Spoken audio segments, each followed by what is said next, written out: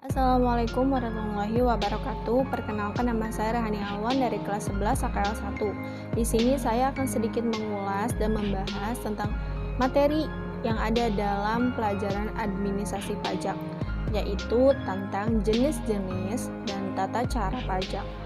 Di sini kita akan belajar tentang pengertian pajak, retribusi sumbangan iuran, dan lainnya. Kemudian, kita akan belajar tentang NPWP. Kita sudah tahu NPWP itu apa.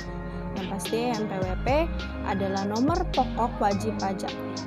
Apa yang kita pelajari di sana yaitu tentang pengertian NPWP, siapa yang berhak memperoleh NPWP, bagaimana pengukuhan pengusaha kena pajak, dan kalau kita pindah lokasi perubahan data itu bagaimana.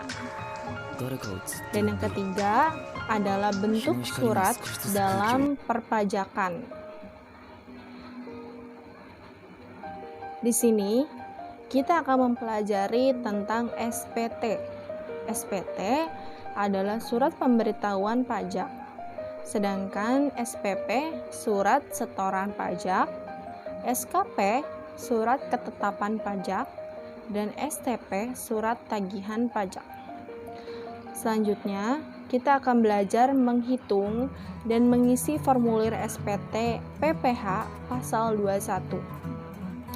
Yang pertama, menurut kalian apa yang kalian ketahui tentang pajak? Yang pasti, pajak merupakan sumber pendapatan negara untuk membiayai semua pengeluaran pajak. Pajak juga merupakan instrumen untuk menarik dana dari masyarakat ke kas negara yang digunakan untuk membiayai jalannya pengeluaran rutin pemerintah. Sedangkan kalau wajib pajak adalah iuran wajib dari rakyat kepada negara yang bersifat memaksa berdasarkan undang-undang dengan tidak mendapatkan imbalan secara langsung dan digunakan untuk keperluan negara dan bagi sebesar-besarnya untuk kemakmuran rakyat.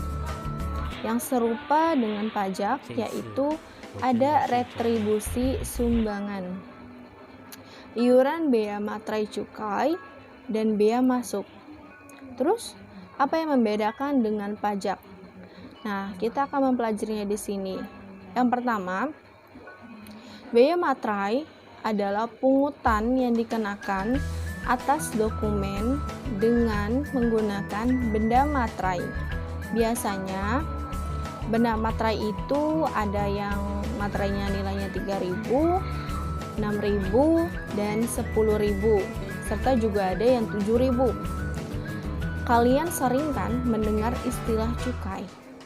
Cukai itu berarti yang dikenakan atas barang tertentu yang sudah ditetapkan untuk masing-masing jenis barang tertentu yang mempunyai sifat atau karakteristik yang ditetapkan berdasarkan Undang-Undang Nomor 11 Tahun 1995 tentang cukai. Sedangkan bea masuk adalah pungutan negara yang dilakukan oleh Direktorat Jenderal Pajak atau Jenderal Bea Cukai berdasarkan undang-undang yang berlaku. Bea keluar yaitu pemungutan yang dimasukkan ke dalam pemerintah atau daerah pabean berdasarkan harga atau nilai atau tarif tertentu. Adapun unsur-unsur pajak berbeda ya dengan retribusi. Kalau pajak ketika kita membayar, kita merasakan timbal baliknya tidak bisa dirasakan secara langsung, tetapi dialihkan dengan pembangunan negara seperti jalan tol, rumah sakit, jembatan umum, dan lain-lain. Tetapi kalau retribusi, ketika kita membayar, kita bisa langsung menikmati hasilnya seperti jasa parkir, terus di jalan tol. Nah, apa saja sih unsur pajak? Yaitu urutan retribusi harus berdasarkan undang-undang. Ada undang-undang yang sifat pemungutannya tidak dapat dipaksakan, tapi dapat dilakukan oleh negara, digunakan untuk pengeluaran bagi masyarakat umum. Imbalannya bisa langsung dirasakan oleh pembayaran retribusi. Seperti ketika kita membayar parkir, kita dapat menikmati jasa parkir. Ketika kita membayar jalan tol, kita dapat menikmati jasa jalan tol. Fungsi pajak yaitu fungsi anggaran atau budget. Pajak sebagai sumber keuangan negara yang diperuntukkan untuk membiayai seluruh pengeluaran pemerintah. Misalnya, dimasukkan pajak dalam APBN sebagai penerimaan dalam negeri. Selanjutnya, fungsi mengatur atau regulate. Pajak digunakan sebagai alat untuk mengatur kebijakan tertentu di bidang ekonomi, politik, sosial, budaya, pertahanan, dan keamanan.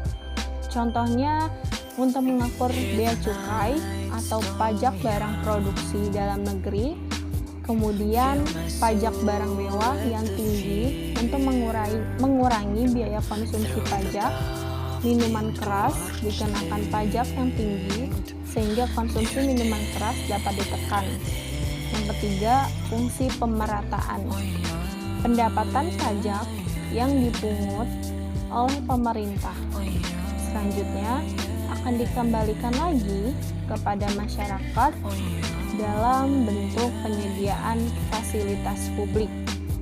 Yang keempat, fungsi legalitas pemerintah. Pemerintah pajak atas warga negara dan warga negara meminta akuntabilitas dari pemerintah sebagai bahan kesepakatan. Jadi, ini berkaitan dengan pemerintah.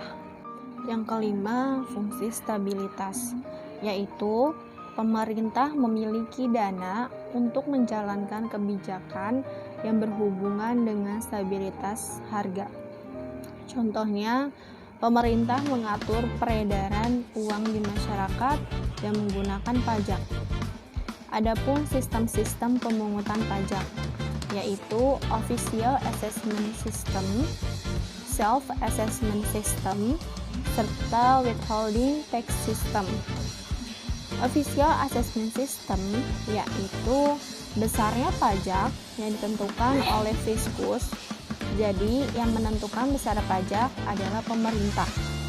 Yang kedua, Self-Assessment System, yaitu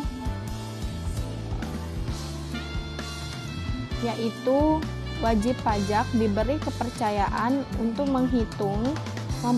memperhitungkan dan membayar pajak sendiri. Yang ketiga, Withholding Tax System adalah perpaduan antara Official Assessment System dan Self-Assessment System. Pemungut dan pemotong pajak dilakukan oleh pihak ketiga. Syarat pemungutan pajak yang pertama, syarat keadilan pajak harus dikenakan sebanding dengan kemampuan untuk membayar. Kedua, syarat yuridis pemungutan pajak harus berdasarkan undang-undang. Ketiga, syarat ekonomis pemungut pajak harus tidak menimbulkan kelesuan ekonomi atau perekonomian. 4, syarat finansial pemungutan pajak harus dapat ditekan sehingga lebih rendah dari hasil penghasilan yang kalimat sederhana pemungutan pajak harus sederhana agar dapat memudarkan atau mendorong masyarakat dalam memenuhi kewajiban pajak.